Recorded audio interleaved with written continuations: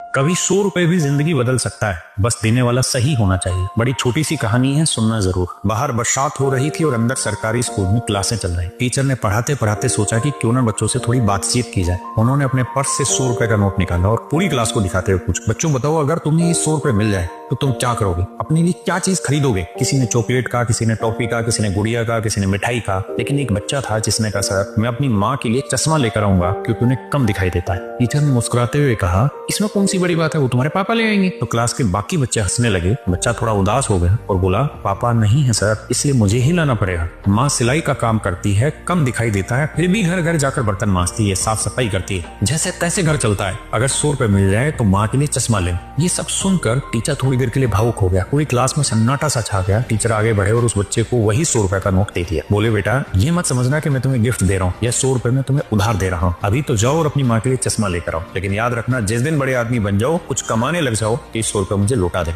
वक्त बीतता चला गया और लड़का बहुत मेहनत करता रहा, पढ़ाई करता रहा और 20 साल बाद फिर से वही इतिहास दोहराया गया। सीन वही था, बाहर बरसात थी, अंदर वही सरकारी स्कूल में क्लास चल रही थी। जो टीचर थे वो बुजुर्ग हो चुका था, शांति से बच्चों को पढ़ा रहा था, लेकिन अचानक स्कूल के बाहर एक सरकारी गाड़ी आकर रुकी। कलेक्टर साहब निकले। सब लोग सतर्क हो गए। सभी टीचर हैरान थे कि आज कलेक्टर साहब किसकी क्लास लगाने वाले हैं। कलेक्टर पूछते हैं एक टीचर का नाम और सीधा उसी क्लास में चले जाते हैं जहां वो बुजुर्ग टीचर पढ़ा रहे होते हैं। परमिशन लेकर क्लास में जाते हैं, टीचर के चरणों में झुककर प्रणाम करते हैं और कहते हैं, सर आपने मुझे पहचाना नहीं, मैं वही छात्र हूँ जो 20 साल पहले अपनी माँ के लिए चश्मा खरीदना चाहता था और आपने 100 रुपए उधार दिए थे। आज सबसे पहले वो 100 रुपए लौटाने आया हूँ और आपका सम्मान करना चाहता हूँ क्योंकि आपने मुझे जीने की ललक सिखाई और यह समझाया कि सही दिशा में दौड़ो तो कुछ हासिल किया जा सकता है। मेरे बच्चों, कहानी बहुत छोटी है और सीख बहुत गहरी है। अगर आप अपने हालात बदलना चाहते हैं तो मजबूरियों को कोसना बंद कीजिए, वक्त को बदलना शुरू कीजिए, क्योंकि इंसान के अंदर इतनी ताकत होती है कि वो चाहे तो देवताओं से भी ऊपर उठ सकता है।